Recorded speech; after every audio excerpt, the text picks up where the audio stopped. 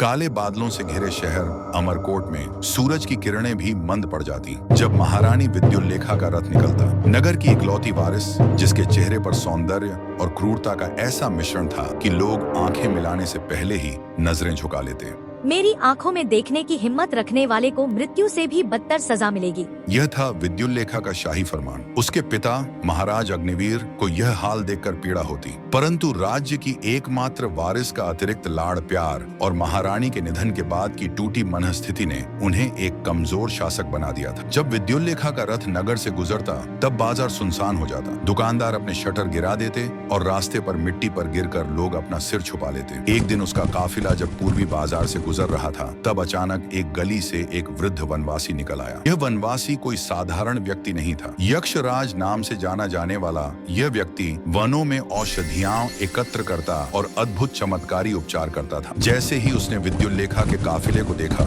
वह ठिठक गया। इतनी जल्दी थी कि यक्षराज न तो आगे बढ़ सका न पीछे हट सका। उसकी आंखें राजकुमारी से मिल गईं। इस कीड़े मकोड़े को पकड़ो, मेरे शाही फरमान का उल्लंघन किया है इसने। सैनिकों ने यक्षराज को घेर लिया। उसका झोला गिर गया और उसमें से एक चमकता हुआ काला पत्थर लुढ़क गया। विद्युल्लेखा देवी, एक बूढ़े को माफ कर दो। मैं तो केवल लोगों की सेवा करने वाला हूँ। मेरी औषधियाँ जीवन बचाती हैं। इसकी दोनों आंखें निकाल लो और भद्या नदी के किनारे छोड़ा। अब यह अपनी जड़ी बूटियाँ कैसे खोजेगा? परंतु इस दृश्य को पास की गली से एक रहस्यमय युवक देख रहा था। चंद्रांशु नाम का यह युवक अमरकोट के बाहर रहने वाला एक जागृत आत्मा था, जिसने प्राचीन योगियों से कई विद्याएं सीखी थीं। उसने अपनी माया शक्ति से वहां से यक्षराज के झोले को गायब कर लिया और वह अदृश्य होकर सैनिकों के बीच से निकल गया। जब चंद्रांशु ने वृद्ध यक्षराज का हाल सुना तो उसने निश्चय किया कि विद्युल्लेखा के अहंकार को चूर चूर करेगा। वह रात के अंधेरे में महल में प्रवेश करने का रास्ता तलाशने लगा। यक्षराज ने उसे बताया, महल की चौथी मंजिल पर एक गुप्त मार्ग है जो केवल पूर्णिमा की रात में प्रकट होता है। अमावस्या की रात थी। चारों ओर गहरा अंधकार छाया हुआ था। चंद्रांशु अपनी योग विद्या से अपने शरीर को सूक्ष्म बनाकर महल की दीवार के छिद्रों से अंदर घुस गया। उसने देखा कि विद्युल्लेखा के शयन कक्ष में एक विशाल पारदर्शी हीरा था, जिसके भीतर जैसे कोई आत्मा कैद हो। चंद्रांशु ने सोचा, यह अंधकार का आभूषण है, विद्युल्लेखा की शक्ति का स्रोत। चंद्रांशु बिजली की तरह तेजी से हीरे को उठाया और महल से बाहर निकल आया। हीरे को उठाते ही उसे महसूस हुआ कि उसके हाथ से एक अजीब ठंडी लहर उसके पूरे शरीर में फैल गई। ये कोई साधारण हीरा नहीं था, इसमें कोई प्राचीन शक्ति थी। अगली सुबह महल में हाहाकार मच गया। विद्युल्लेखा के चीखने की आवाज से पूरा महल थर्रा गया। मेरा अंधकार का आभूषण चुरा लिया गया है। जिसने भी यह किया है उसे जिंदा नहीं छोड़ूंगी। महाराज ने तुरंत पूरे राज्य में घोषणा करवा दी कि जो भी हीरा वापस लाएगा उसे राज्य की आधी संपत्ति मिलेगी। चंद्रांशु ने अंधकार का आभूषण को यक्षराज के पास ले जाकर उससे पूछा, इस हीरे में क्या रहस्य छिपा है? यक्षराज ने उत्तर दिया, यह हीरा नहीं है, यह एक प्राचीन काल के राक्षस की आत्मा है जिसे यहाँ कैद कर दिया गया था। जो भी इसे धारण करता है उसे अपार शक्ति मिलती है, लेकिन साथ ही उसका हृदय पत्थर जैसा कठोर हो जाता है। विद्युल्लेखा इसलिए इतनी क्रूर है क्योंकि वह इसके प्रभाव में है। चंद्रांशु ने एक योजना बनाई। वह महल में एक संदेश वाहक के वेश में गया। महाराज, मैं आपके लिए एक संदेश लाया हूँ। चंद्रांशु ने नम्रता से कहा। कौन हो तुम और क्या संदेश है? महाराज ने पूछा। महाराज, मेरा नाम शशिदास है। मैं आपको बताने आया हूँ कि जिस हीरे की आप तलाश कर रहे हैं वह मेरे पास है। महाराज के आश्चर्य का ठिकाना न रहा। विद्युल्लेखा तुरंत दरबार में आ गई। इसे फांसी पर लटका दो, यह हमारा हीरा चुराने वाला चोर है। एक क्षण राजकुमारी, मैं हीरा लौटाने के लिए 2 शर्तें रखता हूँ। चंद्रांशु ने शांति से कहा। पहली, यक्षराज को मुक्त किया जाए और उसके साथ किए गए अन्याय के लिए क्षमा मांगी जाए।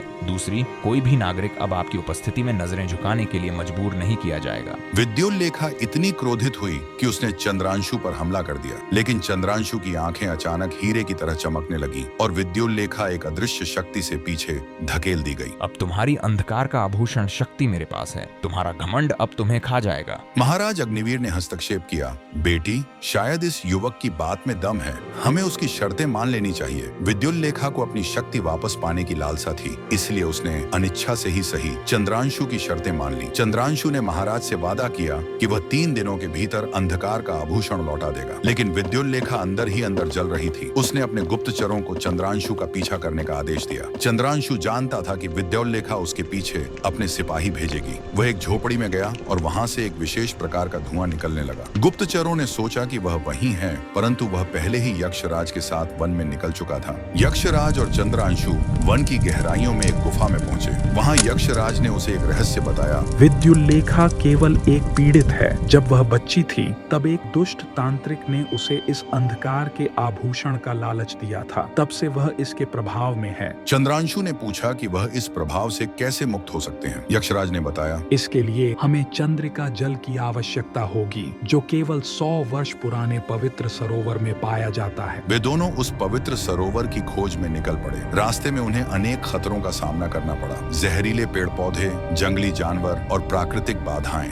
अंत में वे सरोवर तक पहुंचे और चंद्रिका जल एकत्र किया। यक्षराज ने चंद्रिका जल और हीरे का मिश्रण तैयार किया, जिससे एक रहस्यमय नीलाभ प्रकाश निकलने लगा। यक्षराज ने बताया, अब हमारे पास एक ही रात है। अमावस्या के बाद की पहली रात में हमें यह प्रयोग करना होगा। विद्युल्लेखा ने महाराज से झूठ बोला कि चंद्रांशु ने हीरा नहीं लौटाया है और वह उसे खोज कर मारना चाहती है। महाराज ने सेना के साथ उसे जंगल में भेज दिया। जंगल में एक भयानक तूफान शुरू हुआ। आकाश में बिजलियां कड़कने लगीं। विद्युल्लेखा और उसकी सेना एक विशाल पेड़ के नीचे रुके। अचानक बिजली का एक तेज प्रकाश हुआ और विद्युल्लेखा के सामने चंद्रांशु प्रकट हुआ। उसके हाथ में अंधकार का आभूषण चमक रहा था। यह लो तुम्हारा हीरा। चंद्रांशु ने हीरा विद्युल्लेखा की ओर फेंका। विद्युल्लेखा ने जैसे ही हीरा छुआ, उसकी आंखों से काला धुआं निकलने लगा। वह चीखती हुई जमीन पर गिर पड़ी। सैनिक डर के मारे भाग गए। उसी क्षण एक अजनबी छाया पेड़ के पीछे से निकली। यह वही तांत्रिक था जिसने बचपन में विद्युल्लेखा को अंधकार का आभूषण दिया था। अब वह आभूषण मेरा होगा, तांत्रिक चिल्लाया। यक्षराज और बोला, युग युग से लोग इस आभूषण की शक्ति पाने के लिए एक दूसरे की हत्या करते आए हैं। आज इस चक्र को तोड़ना होगा। तांत्रिक ने यक्षराज पर हमला कर दिया, लेकिन चंद्रांशु ने बीच में आकर उसे रोक लिया। एक भयंकर युद्ध शुरू हुआ। तांत्रिक की शक्तियां अलौकिक थीं, लेकिन चंद्रांशु की योग विद्या भी कम नहीं थी। विद्युल्लेखा, जो अभी भी जमीन पर तड़प रही थी, धीरे धीरे उठी और देखती रही। युद्ध में जब तांत्रिक ने एक घातक मंत्र का प्रयोग किया तो चंद्रांशु घायल हो गया। यक्षराज ने चंद्रिका जल का एक छींटा